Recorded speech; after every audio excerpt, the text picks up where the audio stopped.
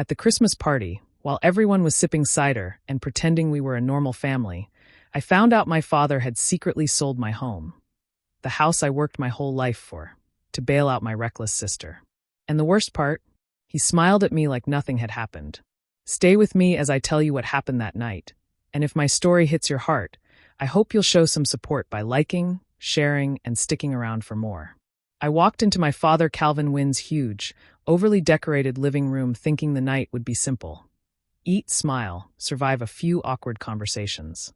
I'm Harper Wynn, late 20s, an ER nurse who works 12-hour shifts and barely has time to breathe. My house was the one thing in my life that gave me stability. It was my safety, my pride, my accomplishment. But that night, nothing felt normal. Everyone was floating around pretending to be cheerful. My sister Sienna was flaunting some sparkly dress she probably couldn't afford. Dad was greeting guests like a politician running for office. I thought I was just tired from work, but something in the air felt off. Then I heard it. I was passing by the hallway near Dad's study when I caught a low conversation. I recognized my father's voice and another man's. It was Mr. Harland, a local real estate attorney. I wasn't trying to eavesdrop, but the words hit me so sharply they stopped me cold. Yes, the sale went through yesterday, Harland said. The signature issue didn't slow anything down. My stomach tightened. What sale? Calvin chuckled softly. Good. My older daughter will be upset for a while, but she'll get over it. Sienna needed that money. Family comes first. For a moment my brain couldn't even process the meaning. Then everything clicked like a punch to the chest. My house. My home. Sold. Without a single word to me. I stepped closer, heart pounding. Harland lowered his voice, but I still caught enough to make my knees weaken. I hope your older daughter doesn't make trouble later, he said. It was her property. Dad replied casually, like he was talking about a broken lawnmower. Harper is too soft. She'll understand eventually. Understand? Understand what? That he stole the only thing I owned? That he bailed out Sienna's mess by destroying my life? I stumbled back before either of them saw me. My vision blurred. I felt like the room was spinning while everyone else kept laughing, drinking, dancing. And somehow they all seemed to know. Nobody looked surprised. Nobody looked confused. It was like the betrayal had already been discussed, agreed on, accepted, except by me. When I finally walked back into the party, Calvin saw me from across the room. He raised his glass, smiling warmly, like he wasn't the man who had just ripped the ground out from under me. In that moment, I realized something painful and undeniable. My family had never been on my side. And this time, they didn't even bother hiding it. Harper found her father alone near the back hallway, pretending to rearrange a tray of snacks like nothing in the world was wrong. Her pulse was still racing from what she'd overheard. She didn't want a scene, but she couldn't keep quiet. Dad, she said, her voice shaky but firm. Did you really sell my house? Calvin didn't flinch. He didn't even look guilty. Instead, he sighed like she was the problem. Harper, don't start. You're being overly emotional. The words hit her harder than she expected. Overly emotional. As if losing her home, the home she bought with years of double shifts, was some minor inconvenience. As if she didn't have every right to be furious. I worked for that house, she whispered. You had no right. Calvin finally turned to her, face tight with irritation. I paid for your college education, remember? Your mother and I sacrificed plenty. You owe this family. Sienna needed help, and you're in the best position to contribute. Contribute. That's what he called it. Stealing the only thing she owned and handing the money to her irresponsible sister. Before Harper could respond, Sienna drifted over, mascara already smudged as if she'd practiced crying in a mirror. Harper, please don't be mad, she said in a fragile little voice. I didn't want Dad to do that. I feel so terrible. Harper stared at her. Those weren't real tears. They were the same manipulative tricks Sienna had used since childhood. Her whole life, Sienna broke things and their parents forced Harper to clean up the mess. This time was no different. Sienna, Harper asked quietly, did you know? Sienna sniffed loudly. Dad mentioned something, but I didn't think it was final. I'm sorry, okay? I'm the one suffering here. Suffering. The word nearly made Harper laugh. Somehow Sienna always twisted the story until she became the victim. Calvin stepped in front of Harper, blocking her view like he was shielding Sienna from danger. Enough. The sale is finalized. There's nothing to fight about anymore. The papers went through yesterday morning. Harper's stomach dropped. Finalized. Done. No warning. No conversation. No chance to stop it. You didn't even tell me, she said, voice cracking. You let me walk around this party smiling like an idiot while everyone else knew. Calvin's eyes hardened. Lower your voice. People are watching. This is a family matter, and you're blowing it out of proportion. He straightened his jacket, already done with the discussion, already confident she would fold the way she always did. But she didn't. She looked around and saw guests whispering, glancing her way, pretending not to stare. The humiliation crawled under her skin. She felt exposed, foolish, betrayed in front of people who would go home and talk about the drama at the Wynn Christmas party. Harper couldn't stay another second. Without a word, she walked out the front door into the cold night air, tears burning her eyes. Her home was gone. Her family had chosen her sister again, and she had never felt so painfully alone. Harper drove back to her house with her hands trembling on the steering wheel, hoping, praying, that there had been some mistake. Maybe Calvin exaggerated. Maybe the paperwork wasn't actually done. Maybe she still had time. But when she pulled into her driveway, the truth was waiting for her like a punch to the chest. A bright orange notice was taped to her front door. Transfer of ownership. Property no longer under your name. Vacate within 72 hours. The words blurred as she stared at them. The house she painted, repaired, and paid for with overtime shifts wasn't hers anymore. The lights she hung on the porch last week suddenly felt like decorations on someone else's home. Inside, everything looked the same, but nothing felt the same. Harper walked through the rooms in a daze. Her kitchen, her bedroom, her tiny living room corner, where she used to collapse after night shifts. It all felt like it was slipping through her fingers. She checked her phone, hoping for any sign of regret or apology from her family. Instead, she saw a message from Sienna. Hey, I know you're mad, but I swear I'll pay you back someday. Don't hate me. Red heart. Harper let out a shaky, humorless laugh. Pay her back someday? Sienna couldn't even keep track of her own purse half the time. The text felt like a slap, soft words pretending to be kindness while rubbing salt into the wound. Harper didn't reply. She spent the next few hours pulling boxes from the closet, folding clothes with numb hands, trying to pack years of her life into cardboard. Every item she touched hurt. Her mother's old mug. Her work sneakers. The blanket she bought after her first paycheck. She felt like she was erasing herself piece by piece. At one point, she sat on the floor, her hands covering her face as the reality crashed over her. She had done everything right, worked hard, stayed responsible, paid her bills, lived quietly. And somehow, she was the one losing everything. Her sobs were sharp and lonely, echoing in the half-packed room. She cried for the house she loved, for the betrayal she never saw coming, for the family that never chose her. But eventually, the tears slowed. And in that long, aching silence, something inside her shifted. She looked at the boxes, the notice on the door, the phone still buzzing with Sienna's empty excuses, and a new feeling rose in her chest. Not anger. Not sadness. Resolve. I'm done, she whispered to the empty room. Done being the fixer. Done being the quiet one. Done letting her family walk all over her because she was the responsible one. They had taken the last thing they could take. Harper wiped her face, stood up, and taped shut the first box with steady hands. They wanted her to stay silent and accept it. But she wasn't their doormat anymore. Harper showed up at Maddox Hale's doorstep with nothing but 2 suitcases and a heart that felt scraped raw. Maddox didn't ask questions at first. He just stepped aside, let her in, and told her she could stay as long as she needed. He'd been her co-worker for years, the one who always checked on her during brutal ER shifts. But tonight he felt more like the only person left in her corner. Once she sat down, the whole story spilled out of her in shaky breaths. Her house gone, her father cold, Sienna pretending to be the victim. Maddox didn't interrupt. When she finished, he shook his head slowly, anger tightening his jaw. Harper, this isn't just messed up, he said. This is criminal. You deserve justice, not just a place to crash.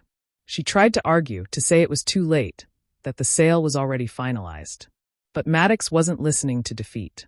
He pulled out his laptop, determination taking over. Let's figure out what really happened. They spent hours going through every email, every document Harper had saved. And that's when the truth surfaced, one detail at a time, each worse than the last. Sienna's debt wasn't innocent gambling after all. It came from a predatory lender, known for targeting desperate people with impossible repayment terms. Harper felt sick reading the details. Her sister had gotten tangled up with people who didn't forgive or forget. No wonder Calvin was desperate. But the next discovery was even worse. 2 documents related to the sale had Harper's signature on them. Except, Harper had never signed anything.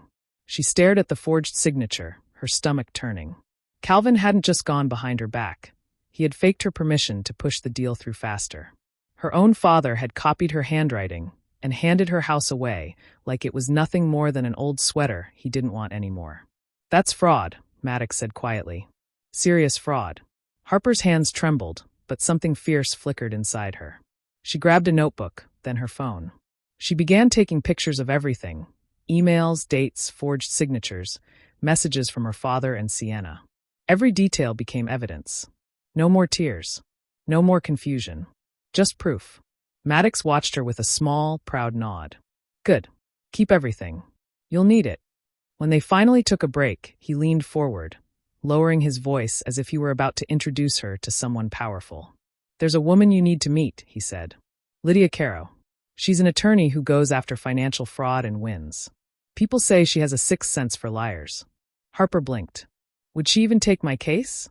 "She will," Maddox replied. "Especially once she hears what they did to you." For the first time since the nightmare began, Harper felt a spark of hope, a small, steady flame warming the cold place in her chest. Her family had taken everything from her. But now, she finally had a plan to take something back. Lydia Caro didn't waste time with small talk. The moment Harper and Maddox walked into her office, she asked for the documents and began reading with sharp, focused eyes. Her expression didn't change much, but every now and then her eyebrow twitched, almost like each page was confirming something worse.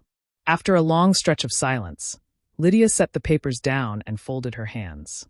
"Your father forged your signature," she said plainly. "And your sister knew exactly what was happening. This isn't a misunderstanding. It's coordinated fraud." Harper felt her stomach twist. Hearing it out loud made everything heavier, uglier. She pressed her palms against her knees, forcing herself to stay steady. "So they were both in on it?" "Yes," Lydia said. "And the lender situation Sienna got into? That's not accidental either. There's a clear financial trail of desperation, and your father used your property to clean up the mess. You have every right to pursue charges." For a moment, Harper just stared at the floor, trying to breathe through the sting in her chest. It was one thing to suspect betrayal. It was another to have it confirmed by an expert who had no reason to soften the truth. Maddox placed a hand on her shoulder, grounding her. "You're not alone in this," he murmured. Harper nodded, swallowing hard. She wasn't okay, not even close, but she wasn't breaking this time. The hurt was still there, sharp and deep, but determination rose right beside it. Lydia leaned back in her chair. "I'll need everything you have: messages, calls, witnesses. Anything that shows intent." So Harper got to work. Over the next few days, she dug through years of texts with Calvin and Sienna, highlighting every line that hinted at entitlement or pressure. She gathered emails from the realtor, saved voicemails from neighbors who overheard Calvin bragging about taking care of Harper's house situation, and even found 2 co-workers who had heard Sienna joking about Dad fixing her problems again. Each piece of evidence made her chest tighten. Her father didn't just betray her, he boasted about it. He treated her home like it was spare change. And Sienna? She went around pretending innocent while laughing behind Harper's back. But nothing prepared Harper for the next discovery. While digging through old family files she had stored on her laptop, she found bank statements connected to her late mother's savings account, an account Harper hadn't checked in years. The balance was nearly empty. Transfers had been made regularly, and every withdrawal led back to Calvin. Her father had drained her mother's money. Quietly, secretly, long before he stole her house. Harper sank onto the couch, hands shaking. Grief washed over her, fresh, painful, unfair. Her mother had trusted Calvin. Harper had trusted him, and he'd taken advantage of both. But once the wave of hurt passed, something harder settled inside her. "This ends," she whispered. It wasn't only about getting her house back anymore. It was about exposing everything, every lie, every theft, every manipulation. Calvin and Sienna had torn her life apart without a second thought. Now it was her turn to show them she wasn't the quiet, compliant daughter anymore. She was done protecting people who had never protected her. Harper stood on the front walkway of her father's house, with Lydia on one side and Maddox on the other. The cold air bit at her cheeks, but it was nothing compared to the chill sitting in her chest. She tightened her grip on the envelope in her hand. Legal documents that would finally force Calvin to face what he'd done. Lydia knocked firmly. No hesitation. No fear. When Calvin opened the door, his practiced smile faltered the moment he saw who was standing with Harper. His eyes narrowed. "What is this?" Lydia spoke before Harper could. "Mr. Wynne, you're being served." She handed him the stack of documents, fraud allegations, property theft, financial misappropriation. Calvin looked down at them with disbelief, as if the papers might crumble into dust if he stared hard enough. "What on earth do you think you're doing?" Calvin snapped, looking at Harper like she'd betrayed him. Harper kept her voice steady. "I'm doing what you forced me to do." Before Calvin could respond, Sienna came rushing from the living room, mascara already smeared. The moment she saw Harper, she burst into a dramatic sob. "Oh my God, Harper, how could you?" she wailed. "Are you really this vindictive? Are you seriously trying to ruin Dad's life because you're jealous or hurt or whatever?" Harper stared at her, stunned by how fast Sienna twisted the narrative. "You helped him steal my house. This isn't me being vindictive. This is me standing up for myself." Sienna stomped her foot like a child denied a toy. "I didn't steal anything. Dad was just helping me. And now you're attacking us like we're criminals." Lydia spoke calmly. "You are involved in criminal activity, Miss Wynne." Sienna gasped dramatically, pressing a hand to her chest as if she were about to faint. "Dad, make her stop." Calvin finally snapped out of his shock. He stepped forward, lowering his voice in a lecturing tone Harper recognized all too well. "Harper, we don't do this. Family handles things privately. You think dragging lawyers here helps anyone? You're blowing this out of proportion." Harper felt that old familiar guilt tug at her, the guilt he'd used her whole life to keep her quiet. But this time she pushed it away. "You stole my home," she said quietly. "You forged my signature. You drained Mom's savings. This doesn't get handled privately." Calvin's face flushed red. "You're being dramatic. We can fix this without outsiders." "No," Harper said firmly. "We tried it your way for years. Now we're doing it legally." Calvin pointed a trembling finger at her. "If you go through with this, you're destroying this family." "It was already destroyed," Harper replied. "You just didn't expect me to stop pretending." The voices had risen, echoing off the porch. And when Harper turned her head, she saw curtains shifting across the street. Neighbors were watching, people Calvin had spent years impressing with his perfect dad act. Now they heard everything. Calvin noticed too. Panic flickered across his face, as if his reputation mattered more than the truth itself. Harper stepped back with Lydia and Maddox at her sides. "The case will proceed," she said. "We'll see you in court." She turned away before Calvin could say another word. For the first time, she didn't feel small walking out of that house. She felt powerful. The investigation moved fast, faster than Harper expected. Once Lydia filed the complaint and submitted the evidence, the authorities opened a full inquiry into Calvin's actions. It didn't take long for investigators to realize the situation wasn't a family misunderstanding, but a calculated scheme. Every forged signature, every rushed transaction, every bank withdrawal was now under a microscope. Harper hadn't planned on hearing updates, but Lydia kept her informed. "They've already flagged multiple inconsistencies," she said one afternoon. "Your father won't be able to talk his way out of this." Meanwhile, the new buyer of Harper's house, Mr. Donnelly, a middle-aged man who had moved into town recently, stepped forward to cooperate. He admitted Calvin pressured him to push the paperwork through within days. "He told me his daughter agreed to everything," Mr. Donnelly explained to investigators. "Said she was busy with her job and preferred not to bother with the process. I would have never signed so quickly if I knew the signatures were questionable." His statement became a critical part of the case, confirming that Calvin had lied repeatedly to make the sale happen before Harper even knew. While Calvin faced the consequences, Sienna's world crumbled too. Her creditors, who had backed off when they assumed Calvin had fixed everything, came after her with full force now that the truth was out. They called, emailed, and even showed up at the family home. Without Calvin's stolen money covering her tracks, Sienna had nowhere to hide. One message reached Harper by mistake. "Your sister owes us. We expect repayment immediately." Harper didn't respond. She wasn't going to save Sienna again, not after everything. As for Calvin, the fallout spread beyond legal trouble. His business partners called for an urgent meeting after the investigation became public. Years of carefully built reputation collapsed overnight. "He's not trustworthy," one partner reportedly said. If he forged his own daughter's signature, what else has he lied about? Clients pulled out. Projects froze. Contracts were reevaluated. The company he'd spent decades polishing began to crack under the weight of his own choices.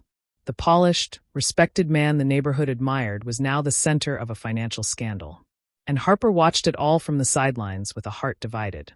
There were moments, quiet, unexpected moments, when she felt guilty. He was still her father, the man who drove her to school, who taught her how to ride a bike. Seeing him fall apart made something twist inside her.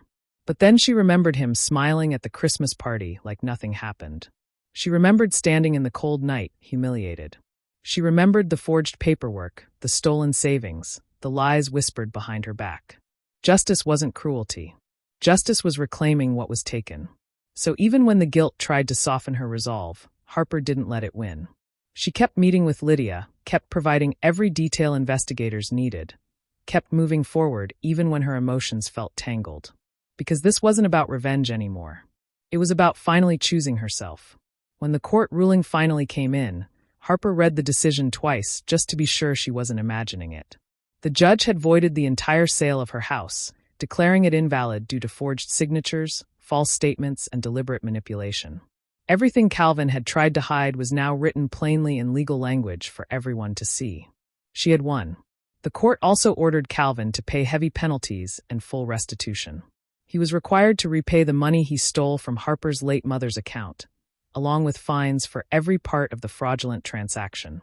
Harper hadn't expected to ever see that money again, but now it was legally required. Calvin didn't say a word to her after the verdict. He walked out of the courthouse with shoulders slumped and eyes glued to the floor, as if the weight of his own choices finally caught up with him. As for Sienna, she vanished. No messages, no calls, not even a half-hearted apology. She simply disappeared from the family after her creditors came after her again, leaving behind a trail of chaos she didn't want to face. Harper didn't chase her. She had spent too many years trying to rescue someone who didn't want to change. With the fraud exposed, the bank regained temporary control of the house. Harper had the option to buy it back, and Lydia helped her navigate the process. Because of the mess Calvin created and the investigation that followed, the property was listed at a significantly reduced price, lower than anything Harper could have hoped for months ago. Signing the papers felt surreal. She had lost her home, fought for it, and somehow ended up reclaiming it for less than she originally paid. When she stood in front of the house again, keys in her hand, she felt the kind of relief that made her shoulders drop for the first time in weeks. The porch lights were off, the paint was chipped, and a cold wind whistled through the yard. But to her, it looked like possibility. Maddox was with her every step of the way. The moment she unlocked the door, he grinned.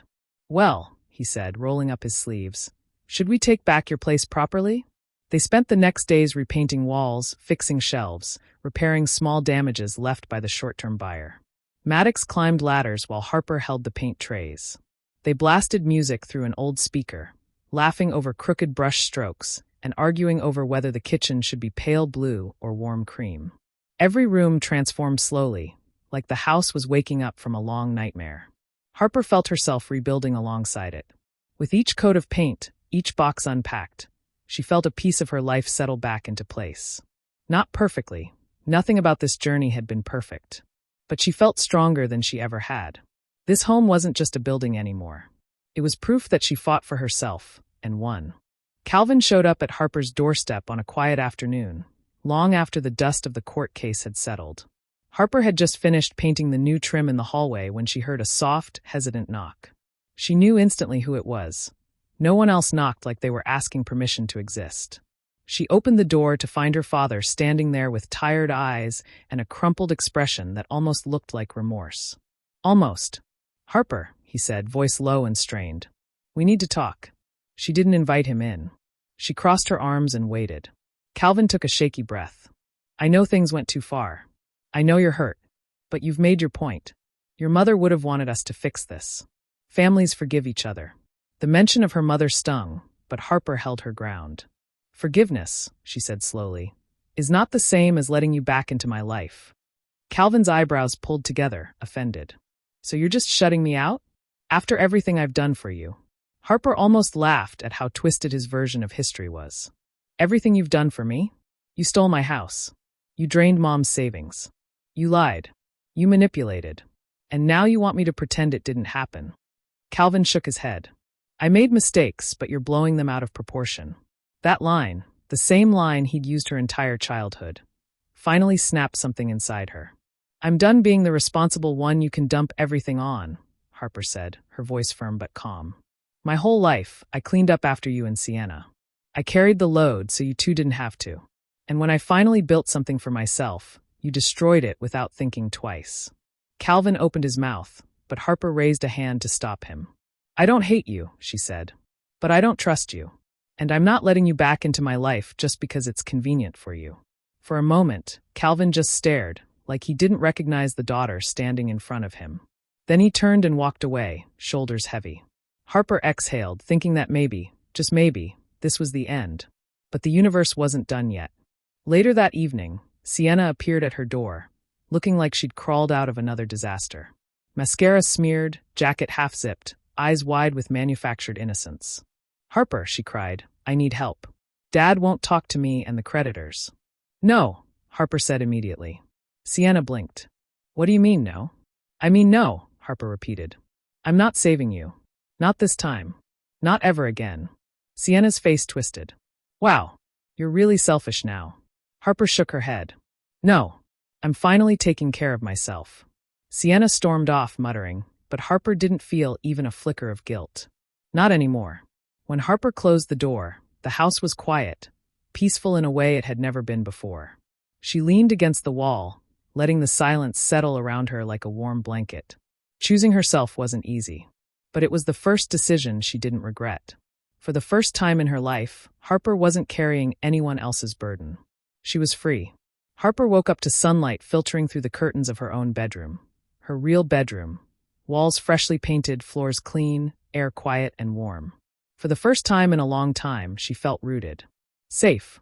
The house she had fought so desperately to reclaim finally felt like hers again, not just in paperwork, but in spirit. Her mornings no longer began with dread. She brewed coffee in the kitchen she had repainted with Maddox, the soft cream color, glowing in the early light. Every corner of the house held a piece of her journey, proof of battles fought, tears shed, choices made. Where there used to be pain, there was now peace. Maddox and Lydia visited often, never overstepping, but always showing up in the way real family does. Maddox would bring groceries or tools to fix something small. Lydia, serious but warm beneath her sharp edges, would stop by on Fridays to check in, her presence a reminder that justice wasn't just a word, it was something she had earned. They weren't related to her by blood, but they held her up when everything else collapsed. Somehow, they had become her chosen family, steadier, more honest, more loyal than the one she had been born into. One quiet evening, Harper sat at her small writing desk by the window. She opened a new notebook, the pages crisp and blank. For the first time, she didn't write for survival. She wrote to reflect, to breathe, to understand where she had been and where she was now. Her words came slowly at first, then flowed easier. I spent years being the responsible one, the quiet one, the fixer of every mess they created. I thought family meant sacrifice without question. But I was wrong. Family is not the people who drain you. It's the people who stand beside you even when there's nothing to gain. Losing everything showed me the truth. I had spent my whole life carrying guilt that wasn't mine. I was never the problem. I was the scapegoat they relied on because they knew I wouldn't fight back. But I did fight back. And I won, not just my house, but myself. She paused, letting the words settle on the page. A soft smile tugged at her lips. This wasn't the ending she expected, but it was the one she deserved. Before heading to bed, Harper walked through her home, checking each room the way she used to after long ER shifts. But tonight, she wasn't checking for danger or problems. She was simply taking in how far she had come. At the front door, she placed her hand on the smooth new lock Maddox had installed. It clicked with a firm, comforting sound when she turned it. She closed the door gently, sealing the world out and herself in. A symbol, a boundary, a promise to never let anyone break her the same way again. Betrayal had hurt her, reshaped her, forced her to rebuild. But it also taught her something she should have learned long ago. She was worth choosing, especially by herself. What about you? Do you think Harper made the right choice by stepping back from her family for the sake of her own peace, or should she have given them another chance? I'd really like to hear your thoughts in the comments. And if stories like this speak to you, make sure to subscribe and turn on the notifications so you never miss the next one.